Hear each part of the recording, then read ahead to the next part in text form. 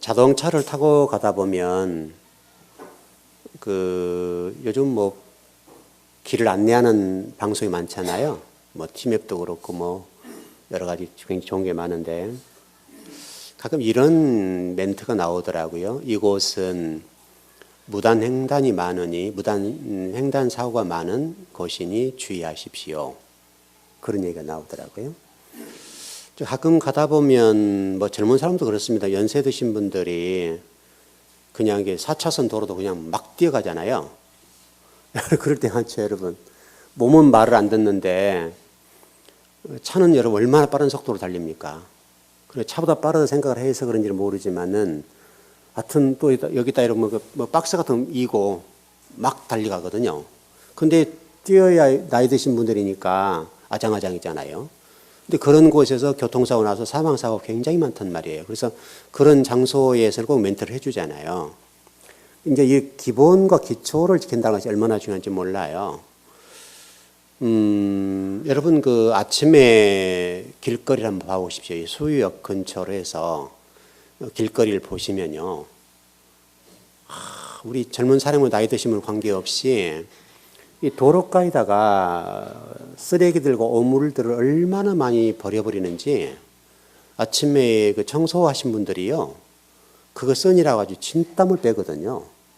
여러분 이 추운 겨울에 생각해 보세요. 또 그거 안 치우면 민원을 낼 거 아니에요. 또 버리는 사람 따로 치우는 사람 따로인데 여러분 아침에 지금 온도 얼마나 춥습니까 지금.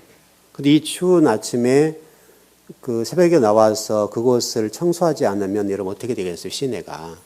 그래서 수유역 근처로 뭐 대로변이나 또 좁은 골목 할 것 없이 이 휴지로요, 다 덮어버려요.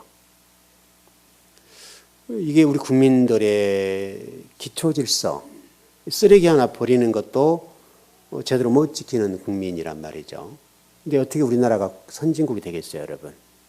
적어도 여러분 교회 다니시는 여러분들은 휴지 하나를 버리더라도 좀 조심해서 해야 되고요.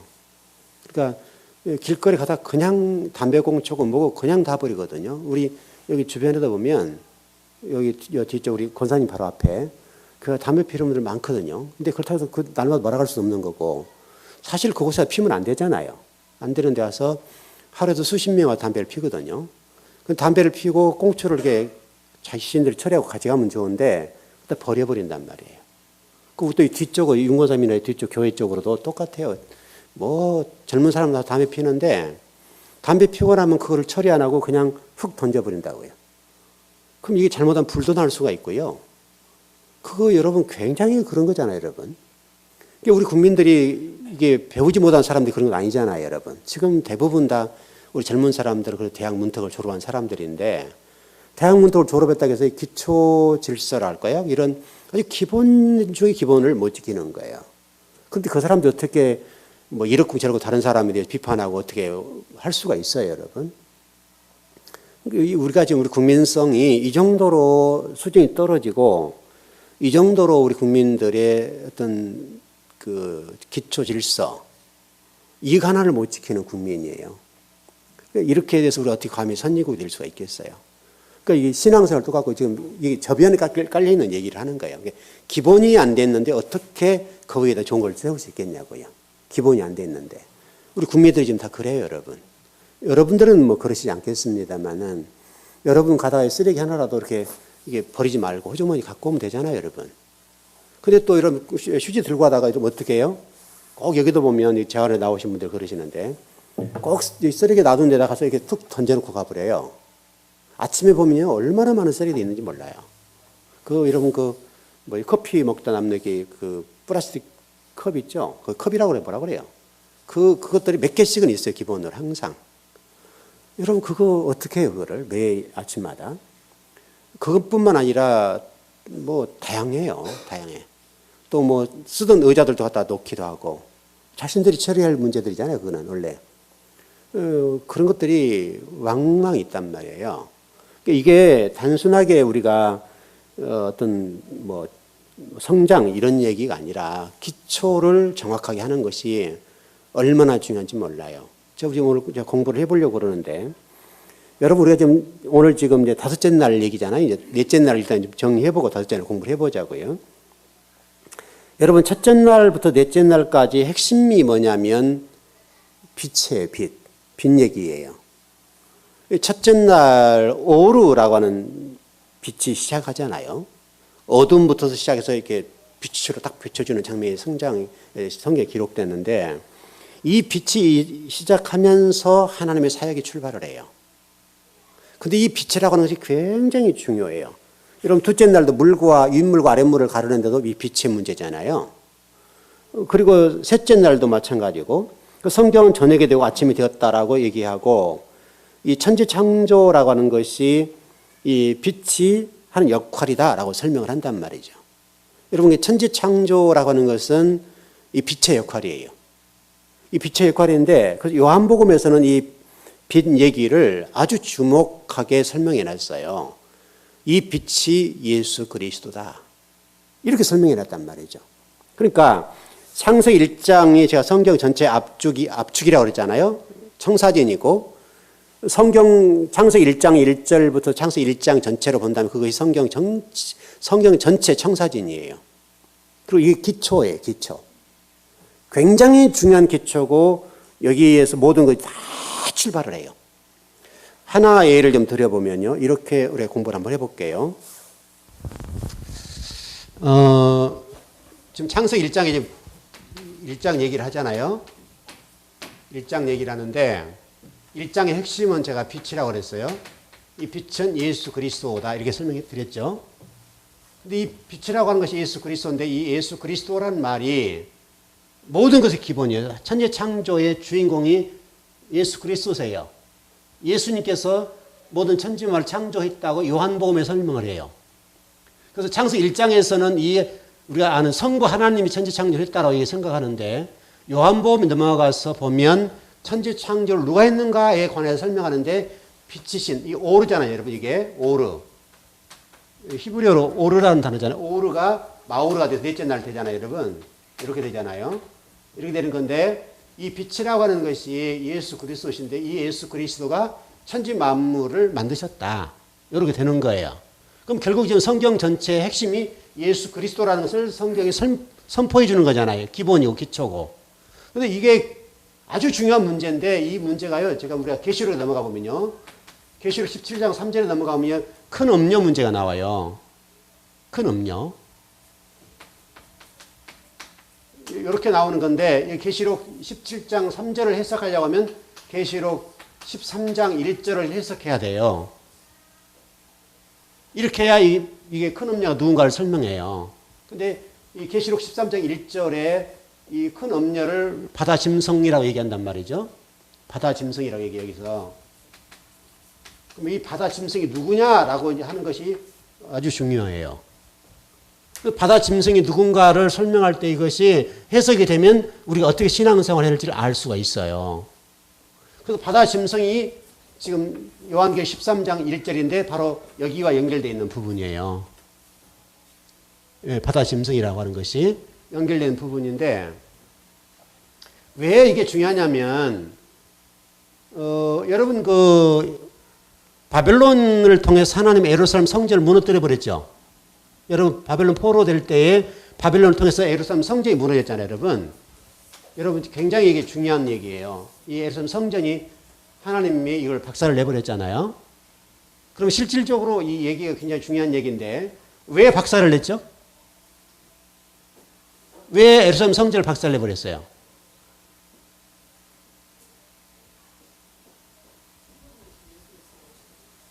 그렇죠. 그렇게 되는 거고 또 성전으로 기능을 못한 거죠. 예수 그리스도가 여기에서 지금 중요한 것은 예수 그리스도가 지금 성전이다라는 얘기를 설명하는 건데 실질적으로 이 사람들이 붙잡고 있었던 뭐예요? 예수 그리스도를 붙잡고 뭘 붙잡았어요? 건물을 붙잡았잖아요. 건물을. 여러분 맞죠? 건물을 붙잡고 여기가 남편이 된 거죠. 이분이 남편이 되잖아요. 그렇죠?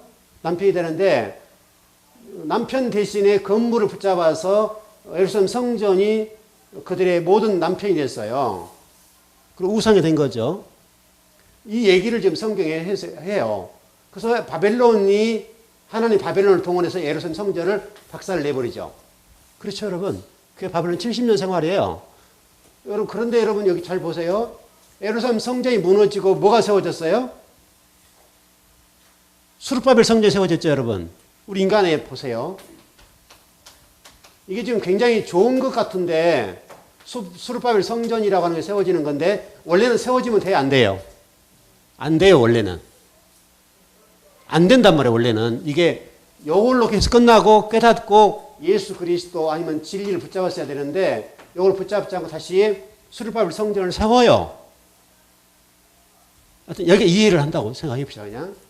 요걸 세웠는데 하나님이 또 어떻게 해요? 이 수르바벨 성전을 무너뜨려, 안 무너뜨려요?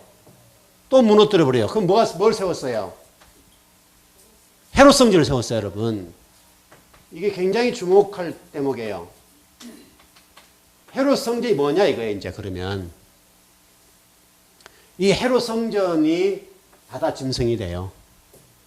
다시 세워진 성전이 되어서 이것이 나중에 계시록 할 때 공부할 때는 자세히 할게요. 오늘은 다 할 수가 없으니까 일단 큰 틀을 하나 잡아놓자고요, 여러분. 틀을 잡아놓고 나중에 우리가 자세히 공부를 하면 되니까. 이 헤롯 성전이 이제는 결국은 이것이 하나님 앞에서 바다 짐승이 된다고 그랬어요. 자, 일단 이 정도 정리하고 다시 설명을 드릴게요.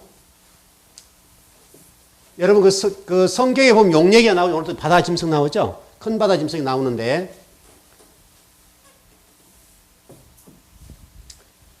자, 헤롯 성전이라고 그랬어요. 헤롯 성전은 존재하지 않는 실체 아닌 용의 실체로 등장한 게 뭐냐면 헤롯 성전이에요. 이렇게. 그 다음 여기에 이 헤롯 성전을 성전되게 하는 선전 역할하는 사람들이 누구냐면 거짓 선지자들이에요. 지금 구조와 똑같아요. 지금 우리 신앙생활하는 구조와 조금도 다르지 않아요.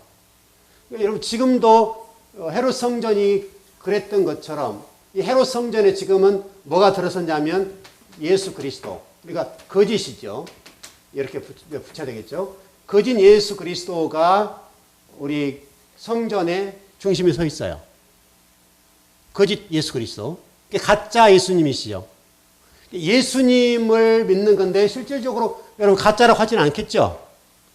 진짜라고 얘기를 하고 참 예수님이라고 얘기를 하겠는데 실질적으로 헤롯 성전과 똑같은 개념으로 지금 예수, 거짓 예수가 우리 신앙의 대상이 됐어요. 그것을 선정하는 사람은 누구예요? 거짓 선자로 지금 현재로는 목사들이죠. 그러겠죠? 그럼 구도가 똑같죠? 그러니까 실질적으로 이 역할을 하게 하는 일은 그것도 용이죠. 이게 바다심성의 용이죠. 이 구도로 지금 흘러간다고요, 지금 우리 교회가. 현재 교회들 모습이 이렇게 흘러가고 있어요. 그러니까 지금 창세기 1장에서 지금 우리가 빛이 예수님이다. 예수 그리스도라고 하는 이 얘기는 대단히 중요한 문제예요. 왜냐하면 여기 가짜가 안 들어가면 되겠죠. 그래서 여러분 창세기에서 모든 것을 설명한다고 그랬는데 창세기에서 바로 빛이신 예수 그리스도, 성전이 되신 예수 그리스도, 그리고 우리의 신앙의 대상인 예수 그리스도, 그 예수 그리스도가 굉장히 중요한데 바로 이와 같이 거짓 예수 그리스도가 우리 중심에 헤롯 성전처럼 자리를 잡고 있는 이유가 뭐냐면 바로 이분의 말씀하신 말씀을 붙잡지 않고 이분 이름을 붙잡아서 그래요. 이름을 붙잡아서 그래요. 그래서 우리는 뭐를 붙잡아야 되냐면 예수님께서 말씀하신 이 말씀을 붙잡으셔야 돼요. 그래서 여러분 창세기 1장에도 여러분 빛이라고 하는 부분이 예수 그리스도고 진리라고 생명이라고 그랬잖아요, 여러분. 그랬죠? 그러니까 예수님을 붙잡긴 붙잡아야 되겠는데 그분의 뭐를 붙잡아야 되냐면 그분이 말씀하신 말씀을 붙잡으셔야 돼요. 왜? 하나님의 다스림의 핵심은 말씀이니까. 천지 창조를 뭘로 하셨어요? 말씀으로 하셨어요. 그럼 당연히 우리는 말씀을 붙잡아야 되겠죠. 그래 안 그래요? 근데 우리는 뭘 붙잡으면 예수님의 이름을 붙잡는다고, 이름을.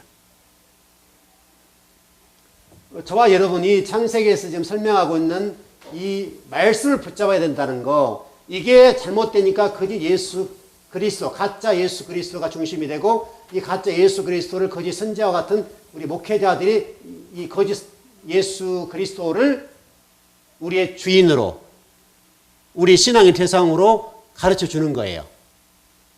결국은 이 거짓 목자들에서 좋아할 사람 누구예요? 용이죠.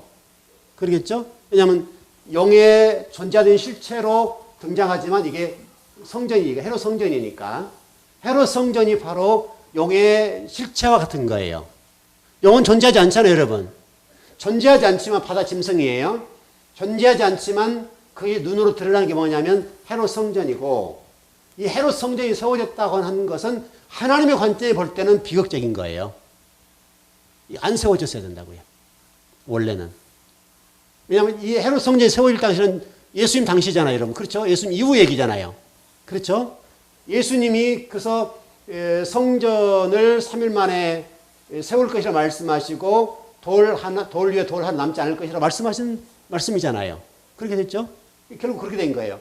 그래서 저와 이런 이 말씀을 붙잡냐 못 붙잡냐의 문제는 아주 대단히 중요한 문제예요. 이것이 우리가 신앙생활할 때 절대적으로 놓치지 않아야 돼요. 그래서 창세기 1장에서 지금 이 얘기를 하는 거예요. 그래서 모든 성경의 압축은 창세기 1장에 담겨져 있고 기초고 핵심이에요. 이거를 이렇게 펼쳐놓은 거예요. 근데 거기에 따라서 신앙생활을 잘 하냐 못하느냐 문제가 아주 중요한 문제라고요. 그래서 이 문제를 여러분들이 틀 속에 딱 집어넣으셔야 돼요. 요거를 잘 가지고 있느냐 못 가지고 있느냐 문제는, 왜냐하면 이거가 기본이 흔들려 버리면은 언제든 우리는 예수님의 말씀을 붙잡지 않고 예수의 이름을 붙잡을 수 있잖아요, 여러분. 그렇지 않겠어요? 그러니까 여러분과 제가 그것을 잘 정리를 했으면 좋겠어요. 그리고 여러분 천지창조자 예수님이 사역이라고 설명드렸는데 창세기 1장에서 그걸 설명을 해요.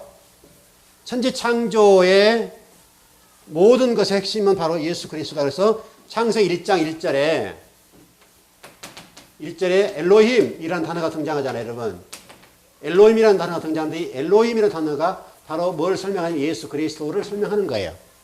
그래서 예수 그리스도 창세기 1장 1절 베레시트라는 단어를 공부할 때 이 베레시트의 단어를 제가 설명할 때 노시라는 단어가 머리라고 그랬잖아요. 핵심이라고 그랬잖아요. 그러니까 이 노시라는 단어인데 이 노시라는 단어가 태초 시작이란 말인데 그 시작이란 말에 어근으로 들어가서 가장 출발점이 뭐냐면 로시예요. 로시가 뭐냐면 머리, 그리스도, 우두머리 이런 말이에요. 이렇게 돼 있어요. 이게 로시 이런 게 태초라는 말은 시작이라는 말이 아니라 신앙이 뭐냐 설명하는 거예요. 그리고 하나님 뭐를 지금 우리가 말씀하는 걸 설명하는 건데 우리는 이걸 못 보니까 중심을 못 보니까 그래서 신앙에 예를 들어서 이렇게 본다면 이걸 봐야 되는데 우리는 이걸 붙잡은 거예요. 겉을 붙잡았죠. 우리가 사람들을 평가할 때 모든 걸 볼 때 겉을 보잖아요. 그런 것처럼 성경 말씀도 태초라는 단어에 겉을 표방하고 따르니까 시작 또는 태초 이런 개념으로 이해를 한단 말이죠. 그래서 하나님 말씀하려고 하는 것은 이 태초라는 단어 속에 요걸 봐야 해요. 왜냐하면 히브리어의 말은 뿌리말이니까. 여러분 히브리어는 뿌리말이에요. 뿌리말. 그 뿌리를 들어가서 찾아내야 돼요. 그래서 히브리어는 뿌리를 찾지 않으면 성경은 해석할 수가 없어요. 그 인간적인 해석이고 자의적인 해석밖에 못 돼요. 그러나 히브리어 전체는 항상 뿌리말이에요. 뿌리말. 뿌리말이라고 하는 것을 잊어버리면 안 돼요. 그래서 어근을 찾아 들어가는 작업을 하는 거예요. 그래서 어근이 태초가 이게 노시가 돼서 머리, 그리스도라는 말이거든요. 그러니까 결국 어떤 얘기냐면 혼돈과 공허와 흑암이라는 우리 인간을 그리스도의 머리로 바꿔놓겠다라고 하는 것이 천지창조 얘기예요. 이해하셨죠, 여러분? 제가 수없이 설명드린 거예요, 여러분. 그러니까 태초라는 단어 속에다가 하나님께서는 우리 신앙을 설명해 놨는데 너희 혼돈과 공허와 흑암이 이런 상태다. 우리 머리가, 우리 생각이 그래 됐어요. 그러니까 우리 안에 그걸 지배하고 있으니까 하나님이 내가 너희들 그 혼돈과 공허와 흑암 가운데 너희들에게 내가 그리스도의 머리를 바꿔줄 거야. 그리고 실질적으로 히브리어도 끝에 바로 22자 그 다음 자, 23자입니다만은 같은 자가 두 개인데 22자 다음에 성전을 세우는 거예요. 그 성전 누구냐면 바로 나라는 성전. 요 얘기를 하는 거예요. 그래서 엘로힘이라는 단어가 지금 굉장히 중요한데 엘로힘이라는 단어는 예수 그리스도다 이렇게 정리를 해야 돼요. 자, 그리고요 1장에서 지금 계속 얘기하는 얘기가 그 얘기예요. 그러니까 자, 제가 일단 이런 설명을 좀 드린 적이 있어요. 첫째는 넷째고, 둘째는 다섯째고, 셋째는 여섯째다. 이런 설명 드린 적 있죠? 그런 설명 드린 적 있죠? 그러니까 하늘의 뜻이 이루어진 거예요. 여기가 지금 뭐냐면 윗하늘이죠. 요게 지금 윗하늘이잖아요. 그렇죠? 가장 위의 하늘이죠. 그 위의 하늘 얘기가 지금 하는 건데 첫째 하늘이라고 볼 수 있겠죠. 그게 오르라는 얘기죠. 여기가 지금 오르예요. 여기가 마오르죠, 여러분. 마오르. 여기가 지금 둘째 하늘이죠. 제2 하늘. 제2 하늘이죠. 바울이 삼층천을 갔다 왔다 그 얘기 하는 거잖아요. 그 얘기예요. 그러니까 여러분 우리가 생각하는 바울이 무슨 하늘에 무슨 어디를 갔다 왔다 그런 얘기 아니에요, 여러분. 요 얘기를 하는 거예요. 요 지금 다섯째 얘기가 나오는 거고 셋째 하늘 얘기가 나오는 건데 성경 우리가 주기도문에서 하늘의 뜻이 땅에 이루어진 것처럼 그런 얘기 하잖아요. 하늘의 뜻이란 얘기는 첫째, 둘째, 셋째 얘기를 하는 거예요. 여러분 아셨죠? 하늘의 뜻이 땅에 이루어진 것처럼 이루어지게 해 주십시오 라고 하는 얘기를 하는 건데 그 얘기가 무슨 얘기냐면 요 얘기예요. 요 얘기. 요 하늘 얘기를 넷째, 다섯, 여섯째 이루어 주십시오. 이런 얘기를 하는 거예요, 여러분. 그 성경이 그렇게 흘러가고 있다고요, 여러분.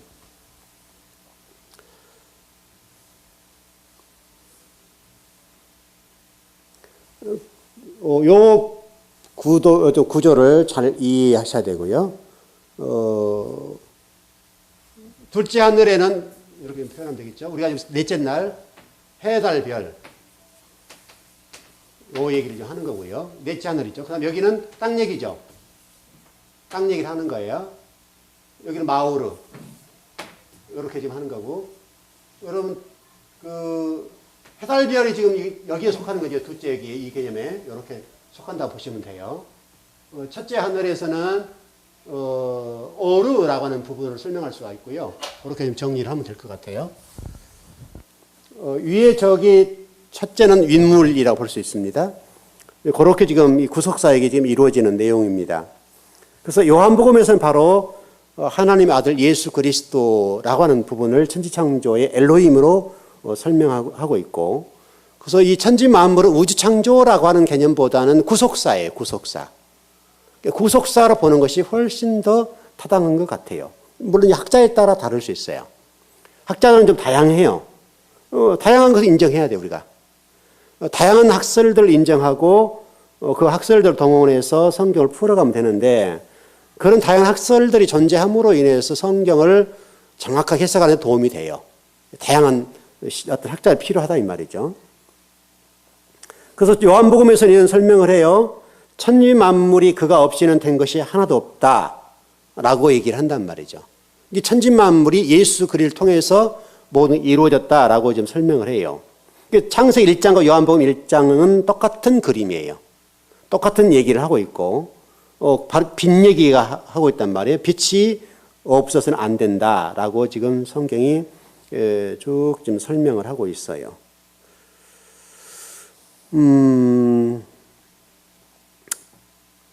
이렇게 좀 나갔으면 좋겠고요. 그냥 쭉 갔으면 좋겠네요.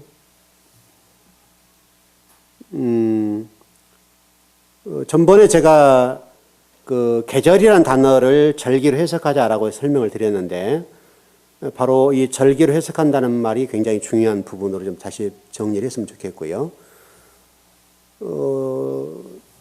다시 한번 설명을 드리자면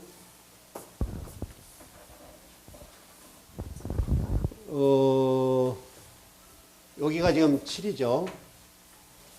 3 더하기 4는 7이고 3 곱하기 4는 10이다. 이게 지금 성경에서 아주 중요하게 등장하죠. 이게 창세기 1장에 다 나와요. 요게. 요 구도로. 여기까지 하나, 둘, 셋, 3, 하나, 둘, 셋, 넷. 그래서 3, 4, 더하기 4는 7. 3 곱하기 4는 12. 그래서 7이라는 숫자. 그래서 7이라는 안식의 문제를 다루고 있고 12는 12사도와 12지파 12 이 부분을 아주 중요하게 다루고 있어요. 그래서 창세기 1장 얘기를 다 하는 거예요. 요 얘기를. 성경 전체가 지금 요 얘기를 쭉 하고 있다는 것을 여러분과 제가 유념해 주셨으면 좋겠어요. 요 부분은 성경에서 흔들리지 않는 12제자 계속 흘러가요. 이런 얘기가 지금 계속 나오고요. 이게 바로 언약 얘기를 하고 있는 거고 또 아들 얘기를 하는 거고 곧 이 얘기는 하늘과 땅이 하나 된다는 거, 하늘과 땅이 하나 된다는 얘기를 하고 있는 거고 결국 연합 얘기를 하는 거죠. 예수 그리스도 저와 여러분이 하나 된다는 얘기를 했는데 요 하늘과 요 땅이 연합하는 얘기, 요게 창세기 1장이에요. 그리고 성경 전체 얘기고 연합 얘기를 하는 거잖아요. 계속 이 얘기. 여기에 하늘에 속한 거, 땅에 속한 이 부분을 우리가 좀 잘 알았으면 좋겠어요. 그 얘기를 성경이 끊임없이 하고 있어요.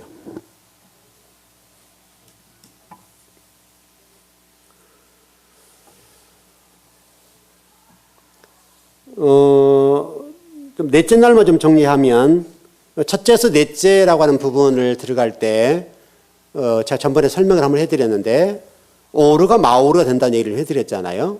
바로 그게 성막에서는 등잔대 얘기예요.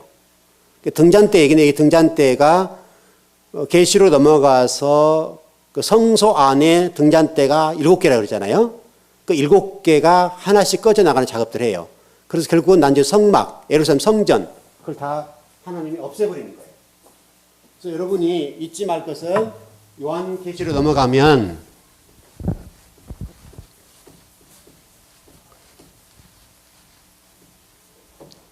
계시로 넘어가면 이 등잔대 얘기가 나오는데 대접 얘기 때 나와요. 여러분 이게 7 대접 얘기할 때 등잔대가 나오는데 이건 성소 얘기잖아요.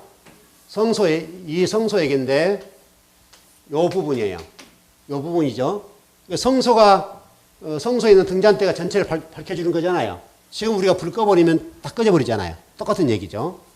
여기 지금 성소 등잔대 얘기인데 이 등잔대 안에는 이 7개 등이 있어요. 등잔이 있는 거죠. 7개 등잔이 있는데 하나를 제거해 나가요. 하나를 깨트려 버려요. 그래서 결국은 이 성막인 바로 이 부분을 없애버리고 애성전을 무너뜨린 거죠. 이게 애성전을 무너뜨리고 결국 성경이 새 성전인 예수 그리스도 또는 나 이렇게 지금 가는 작업을 하는 거예요. 창세기 1장 얘기죠 결국은. 그러니까 성경에서 바로 지금 우리 그래서 계시록 21장 22장에서는 새 예루살렘 성전 얘기를 하는 거죠. 새 예루살렘 성전 얘기하는 건데 새 예루살렘 성전이라고 하는 것은 우리가 생각하는 이런 개념의 성전이 아니에요. 바로 여러분이 교회예요. 여러분이 교회. 내가 교회라고 하는 것을 잊어버리면 안 돼요. 여러분. 내가 곧 교회다. 여러분이 교회야 돼요. 바로 이 교회의 역할이 굉장히 중요해요. 교회의 역할 현대에 우리가 얼마나 교회의 역할을 잘할 것인가, 빛과 소금의 역할을 감당할 것이냐 문제가 아주 중요한 사항이에요. 그 성경은 지금 끊임없이 여러분과 제가 성전이라고 하는 것, 교회라고 하는 것을 설명하고 있어요. 또 하나, 예수님이 3일 만에 부활하셨죠. 그리고 아브라함이 이삭을 드릴 때 며칠 걸었다고 그랬어요? 3일길 걸었다고 그랬죠. 이게 지금 아까 성막에서 하늘 첫째, 둘째, 셋째 얘기를 하는 거예요. 그게 3일길이에요. 성경은 똑같은 구도예요. 그런 구도 속에 들어가는 거예요. 그래서 예수님이 3일 만에 부활하시고 여러분 초상이 나면 며칠 만에 장사를 치워요? 3일이죠 여러분. 다 그 얘기예요. 성경의 근거에서 하는 거라고요. 그게 바로 절기적으로 얘기하면 초실절이에요. 예수님이 십자가 돌아가시고 똑같고 부활도 똑같고 부활이라고 하는 것은 오순절이죠 여러분. 부활은 오순절 얘기예요. 셋째 날 되면 부활하시잖아요 여러분. 그렇죠? 그리고 그 다음에 오순절이 오잖아요. 성경이 지금 그런 얘기예요. 사도행전에서는 그래서 그 2장에서 오순절 마가 다락방에서 120문도가 모여서 기도할 때에 여러분 성령이 충만함을 입었다 그랬잖아요. 다 여러분 성경이 그렇게 흘러갑니다. 그래서 이게 좀 언약으로 따져보자면 율법을 받는 날 넷째 날이잖아요. 넷째 날 율법을 받는 율법 누가 받았죠?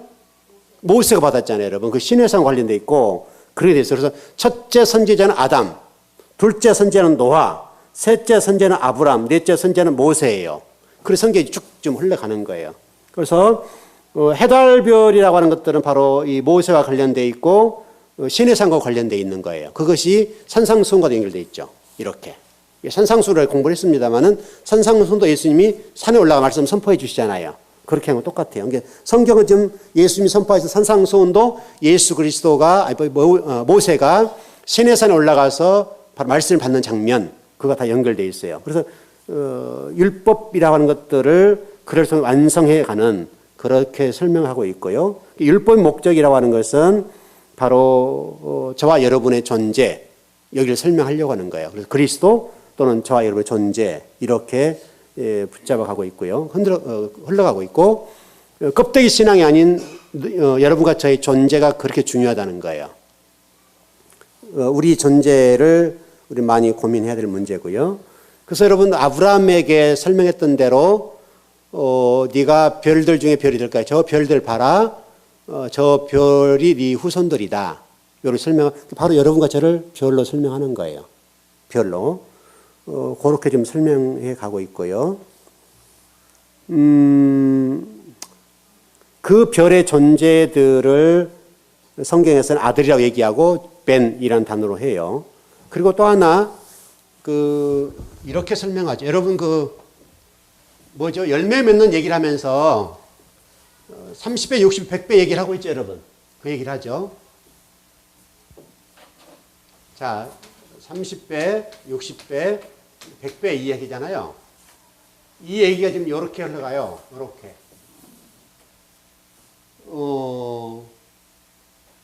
3이라고 하는 것은 바로 셋째 날하고 이 하나, 둘, 셋째 날 관련되어 있고, 6이라고 하는 것은 바로 60이라고 하는 것은 그 6일째와 관련되어 있고, 그래서 이걸 100이라고 설명하죠. 이걸 이렇게 3, 60 이게 흘러가는 거죠. 그게 성경 전체예요. 그래서 성경에서는 30배, 60배, 100배라고 얘기를 하는 건데 이 100을 채우는 작업을 하는 거예요. 왜냐하면 여러분 잃어버린 양 얘기를 할 때 99마리를 놔두고 한 마리가 찾는다 그랬죠. 그 얘기 나오죠. 바로 100이 얘기예요. 100을 채우겠다는 얘기죠. 30배, 60, 100배. 왜냐하면 100이라고 하는 것이 존재, 아들이니까요. 그래서 3일, 6일, 100 이렇게 연결되는데 여러분 드라크마 비유에서도 잃어버린 것 얘기를 할 때 하나를 반드시 채워야 된다고 얘기하잖아요, 여러분. 그 얘기죠. 10 드라크마를 할 때도 잃어버린 하나를 채우지 않으면 파혼된다. 요 얘기를 하고 있죠. 그래서 하나라고 하는 건 굉장히 중요하게 생각하는데 바로 아브라함을 나타내는 숫자가 바로 100이라고 설명할 수가 있겠고요. 그래서 부자와 나사로 비유를 할 때 성경이 좀 독특한 부분인데 하나님 품에 있다 하지 않고 누구 품에 있다고 그러죠? 우리가 생각하면 여러분 부자와 나사로 비유 때 하나님 품에 있다고 안겨 있다고 얘기를 해야 되는데 누구 품이라고 그래요? 아브라함 품이라고 하는 거예요. 아브라함 품이라고 하는 것이 굉장히 중요해요. 왜냐하면 아브레헴이라는 단어인데요. 히브리어로 레헴이란 말은 국률이라는 말이고 아브라는 말은 아버지라는 말이잖아요. 아버지, 아빠 그런 얘기고요. 또 이게 성전이라고 하는 얘기도 돼요.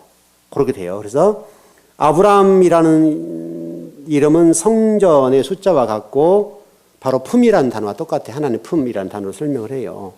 이건 추상적인 얘기가 아니에요. 바로 고린도전서 3장 16절에서는 성전이 바로 나라고 좀 설명하고 있고요. 아브라함 자손이라고 좀 설명을 하고 있는 것과 같아요. 그래서 성경이 신비로워요. 그래서 저와 여러분은 아브라함의 자손이죠. 그렇죠? 아브라함의 자손이라고 얘기를 하고 여러분과 저를 그렇게 설명을 하는 거예요. 그래서 여러분 마태복음에서 주기도문에서도 그렇게 설명하는 구도 똑같이 흘러가요. 한 뜻이 하늘에서 이루어진 것처럼 땅에서 이루어지기를 원합니다 해서 창세기 1장을 설명하고 있습니다.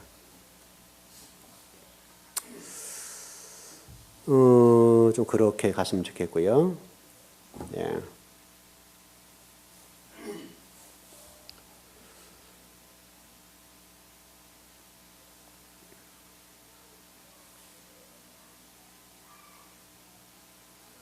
예, 쭉 좀 갔으면 좋겠네요.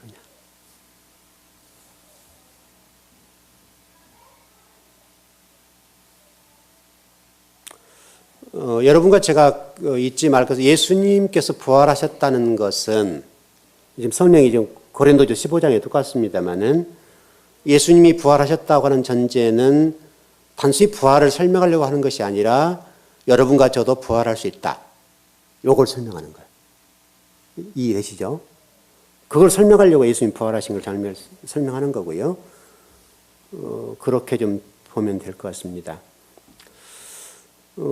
그리고 여러분 그 아이를 잉태하게 되면 보통 몇 개월 정도 되어야 아이가 임신했다는 걸 알 수 있죠? 어떤 생명의 존재를 알 수 있어요?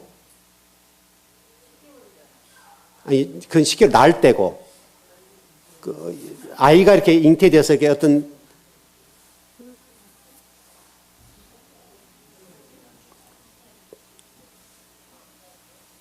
몇 달 지나야 돼요?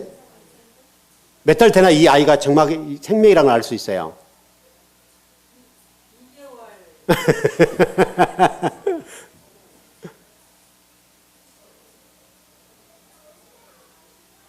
2개월. 성경적으로 좀 답을 했으면 좋겠는데 바로 3개월이 되면 분명하고요. 4개월이 되면 확실해요. 맞죠? 여러분 다 예를 나와 보셨으면서도 맞아요. 그럴 수 있죠. 그러니까 성경이 지금 3과 그 4, 5, 6, 이 얘기를 하는 건데요. 대부분이 아이가 임신해서 안정권에 들어가면 3개월 지나야 되죠. 그리고 4개월 되면 확실해요. 우리 지금 그 강혜선 집사님이 임신을 해서 지금 4개월 지났다고 그러죠. 이제 안정권에 들어갔죠. 그동안에 굉장히 조심했잖아요. 교회 오는 것도 좀 조심하고 또 어떨 때는 안 오기도 하고 그랬는데 이제 그 시험관 나기니까 굉장히 조심스러운 상태잖아요. 오래 기다렸기 때문에 이제 4개월이 지났기 때문에 이제 안정권이에요. 거의 이제 4개월 지나면 안정권에 들어가요. 바로 그런 것과 똑같아요. 그래서 여러분 성경이 고린도전서에 그렇습니까? 나는 뿌렸고 나는 심었고 자라겠고 누가 자라겠어요? 나는 심었고 누가 자라게 해요? 나는 심었고 물을 누가 줬죠? 아볼로가 물을 주고 자라게 하신 분은 하나님이. 똑같은 얘기죠. 여러분 신앙도 똑같고 여러분 인생도 똑같아요. 여러분 사업도 똑같고 여러분 직장도 똑같고 여러분 가정도 똑같아요. 우리 아무리 영어를 써도 하나님이 꺾으면 안 돼요. 여러분 사업자 하나님은 복을 부어주시면 되죠. 그렇잖아요, 여러분. 성경은 굉장히 중요하게 이런 것을 다루어요. 그래서 우리의 믿음이라고 하는 것은 하나님 의지한다는 것이 또 여러분 사업도 똑같고 요즘 보세요, 여러분. 그 MB라는 분이 많이 등장하잖아요. 그분이 그동안 간증도 많이 다니셨는데 참 안타깝죠. 여러분 그 간증 신앙이 여러분 그렇게 좋습니까? 나는 정말 그거 참 싸구려 복음이라고 생각하는데 요즘 어떤 분을 만나니까 어떤 분이 그 자기 친구분이 목사님이라고 그래요. 그래서 그분이 막 큰 교회 소개해서 간증도 다니시는데 막 여기에 이렇게 걸렸더라고요. 여러분 누군지 모르죠?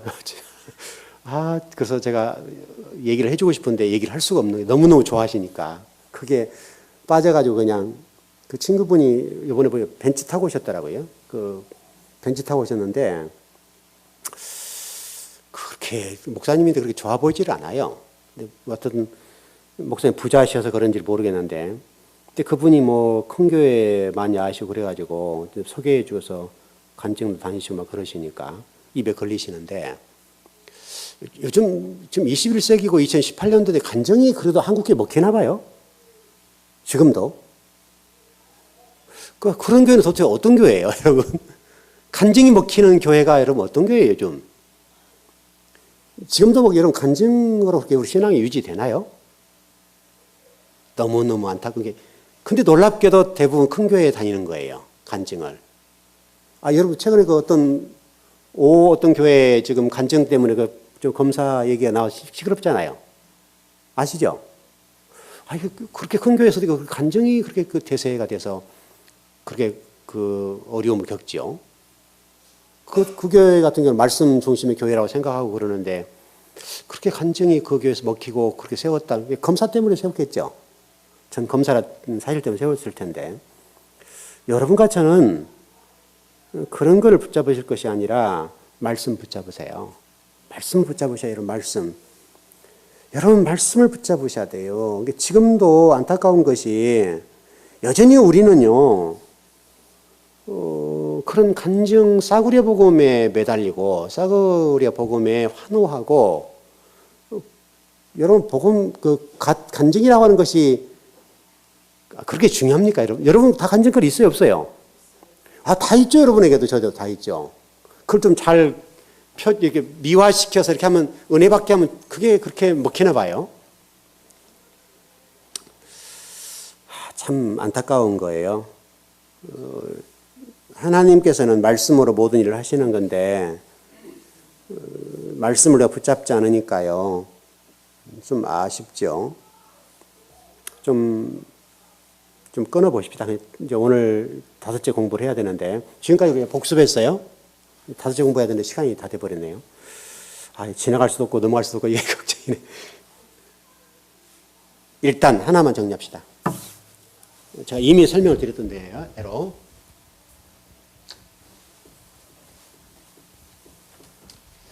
다섯째 날에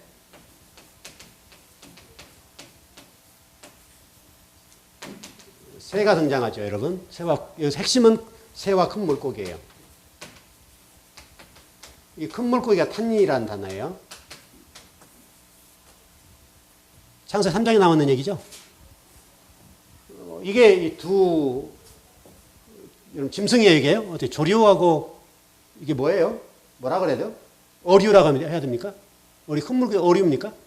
네, 어쨌든 이게 조류 또는 어류라고 할 수 있겠는데, 요 얘기가 지금 5번째 날에 핵심 단어로 등장해요. 이 두 단어가 아주 중요한 단어예요. 그래서 새라고 하는 단어는 제가 이미 설명을 드렸던 대로 성막을 통해서 설명을 좀 드렸어요. 새가 지금 여기 속하죠. 그렇죠? 여러분? 새는 여기에 속하는데 여기를 왔다 갔다 해요. 왕복으로 이렇게 왔다 갔다 하는 게 새예요. 제가 누구라 그랬죠? 새가 누구라 그랬죠? 이게 지금 선지자 얘기죠. 단순하게 새를 설명하는 것이 아니라 선지자 역할을 새가 한다는 얘기죠. 그래서 복음서 마태복음 보게 되면 죽음이 있는 곳에 뭐가 모여든다? 독수리가 모여든다. 그래서 이 새 얘기를 했는데, 새가 말씀을 먹지 못하고 말씀 중심으로 안 되니까 맹금류가 되죠. 맹금류가 되어서 사람을 죽이는 거죠. 그러니까 우리 주의 종들이 정말 중요한 자리에 있는 거예요. 주의 종들이 성도를 죽이고 살리고 해버려요. 영혼을. 그래서 어떤 분들은 그런 얘기를 해요. 지옥에 가면 누가 가장 많다? 주의 종들이 저한테 욕하는 건데, 이게 굉장히 쉽지 않는 거예요, 이게. 이게 천국에 가도 어떤 굉장히 헌신하는 분들이 많이 있을 테지만, 지옥에 가장 많은 분들이 주의 종들이다. 주의 종 또는 신학자가 만날 것이다. 이런 얘기를 많이 해요. 그래서 여러분 단테의 신곡에 보면 지옥에 7가지 문이 있죠. 7층이 있어요, 지옥에도. 가장 밑바닥에 가장 안 좋은 곳에 여기가 이렇게 있을 것이다. 이렇게 얘기를 해요. 단테는. 그래서 주의 종과 신학자들이 가장 지옥 밑끝에 있을 것이다. 가봐야 알긴 알 거 아니에요. 근데 그만큼 주의 종도 역할이 중요하다는 얘기겠죠. 잘못 전하면 이 새 역할, 하나님의 말씀을 잘못 전하거나 엉뚱한 것 전해버리면 성도들을 죽일 수 있으니까, 영혼을 죽이고 살리는 역할을 하는 거니까, 그만큼 단테는 주의 종 역할이 중요하다는 의미로 아마 그렇게 글을 쓴 것 같아요. 그렇게 볼 수 있고, 그래서 이 새 역할이 이 사람들을 죽이고 살리고 영혼들을 죽이고 살리는 역할을 하니까, 그래서 지금 창세기 5번째 날에 새가 등장을 해요. 간단하게 정리하면. 그래서 여러분들이 주의 종들을 통해서 먹어야 될 건 뭐냐면 말씀을 먹으셔야 돼요. 말씀을 먹는데 가짜 복음 말고, 거짓 예수 말고 참 예수. 참 예수는 여러분들을 좁은 곳으로 끌고 가는 거예요. 여러분 결코 여러분들에게 그냥 그렇게 넓은 곳으로 인도하지 않아요. 우리는 자꾸 그런 쪽에 위로나 그런 것을 추구하고 좋아하는데, 절대 여러분 도움 안 되는 거예요. 여러분을 죽이는 거예요. 그러니까 우리 이번 주에도 이런 말씀을 나눴습니다마는, 예루살렘 성전이 뭐가 된다 그랬어요? 뭐라고 설명했어요? 이번 주일날 예루살렘 성전이 뭐라고 그랬어요?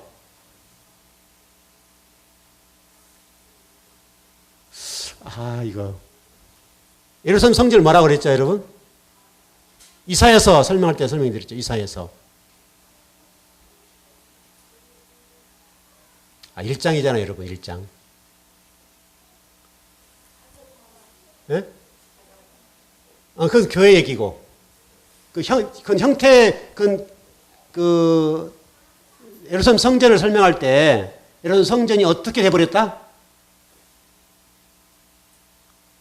그리고 타작마당으로 설명이 됐는데, 그건 이제 결론 얘기고, 왜 타작마당이 돼버려요?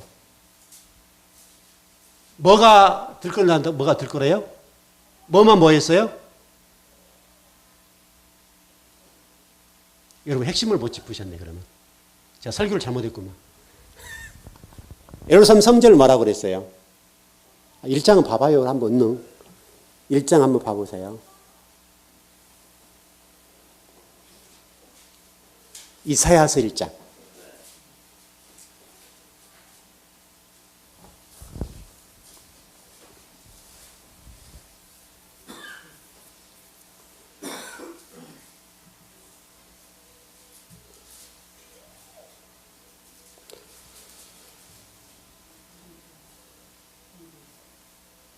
뭐가 들끓는다고요?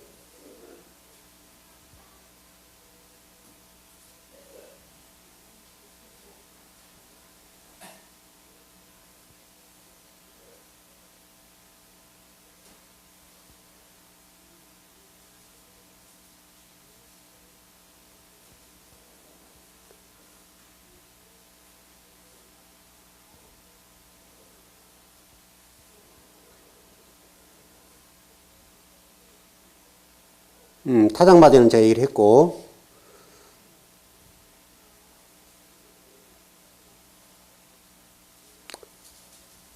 칼에 여러분들 그들 쳐 죽인다 그랬죠? 그랬죠? 왜 쳐 죽여요? 왜 하나님 백성을 쳐 죽일까요? 호세아서와 더불어 제가 설명을 좀 드렸는데, 그들이 파멸을 당해야 될 이유는 뭐죠?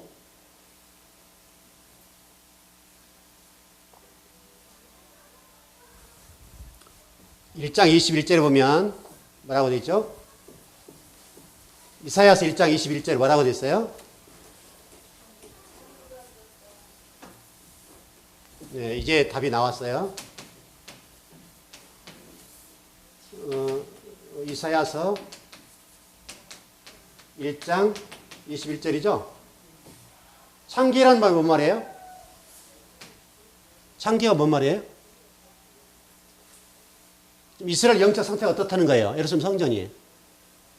이스라엘 백성 얘기잖아요. 그러니까 결국은 어떻다는 거예요?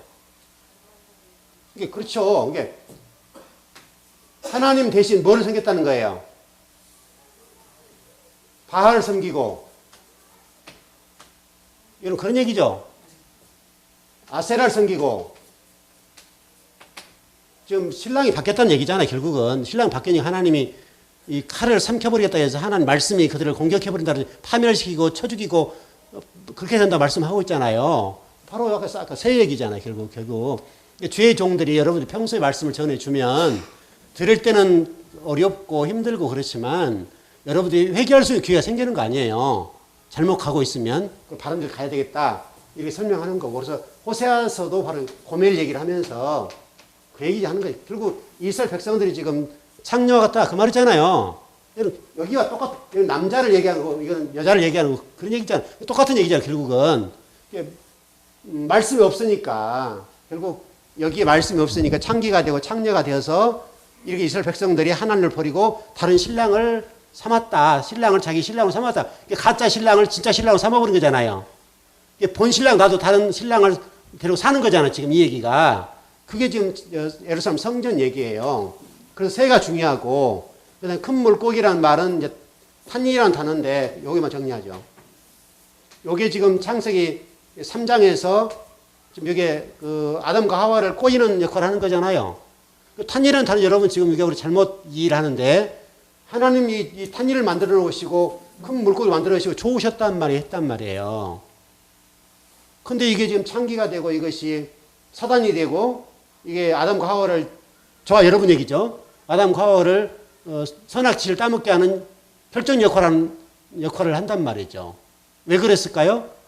원래 여러분 탄이라는 단어는 지혜란 말이에요. 지혜. 지혜라는 말인데 말씀이 없으니까, 말씀 못 먹으니까 결국 그것이 사단이 되고 마귀가 돼버려요. 그래서 요한계시록 보면 이게 용이 되고, 그래서 실체 없는 거라 그랬잖아요, 제가. 용이 되고 이것이 짐승이 되고 큰 짐승이 되어서 바벨론이 되어서 우리를 죽이는 거예요. 어렵게 만드는 거예요. 그러니까 원래는 이게 하나님 보시기에 토부에서 이 큰 물고기 만들어 놓으시 하나님 좋으셨다라고 설명을 해요.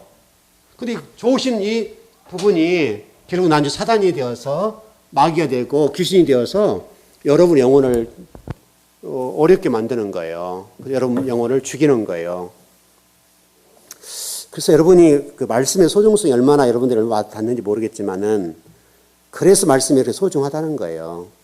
말씀이 소중한 정도가 아니고 여러분 영혼을 죽이고 살리고 하는 문제예요. 창세기 안에 다 들어있잖아요, 여러분. 이것이 창세기 안에. 요거 다 배울 게 뭐 있어요, 여러분? 이것만 제대로 하면 됐지. 나머지는 이제 하나하나 배워나가면 되고, 핵심적인 것은 창세기 1장 속에 다 들어있어요. 그래서 창세기 1장이 그래서 청사진이라고 얘기하는 거고, 성경의 축소판이라고 얘기하는 거고, 모든 것이 이게 파일로 탁 묶어버린 거예요. 축약해서 묶어놓은 파일 같은 것이 창세기 1장이에요. 사실 1장, 2장, 3장만 공부 제대로 해버리면 성경 전체가 다 열리고 다 뚫려요. 이해하기 쉽지는 않겠지만은 이렇게 우리가 좀 차근차근 공부하면 되잖아요. 좀 정리를 해볼게요, 여러분. 그래서 여러분과 제가 붙잡아야 될 말씀을 붙잡으셔야 돼요.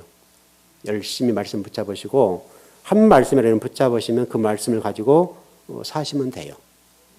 그러면 여러분 후회할 일이 없고, 또 훗날 그 말씀대로 여러분들이 하나님 앞에 증거가 되고 복이 되어서 은혜로운 삶을 살 줄 믿습니다. 네, 기도하겠습니다.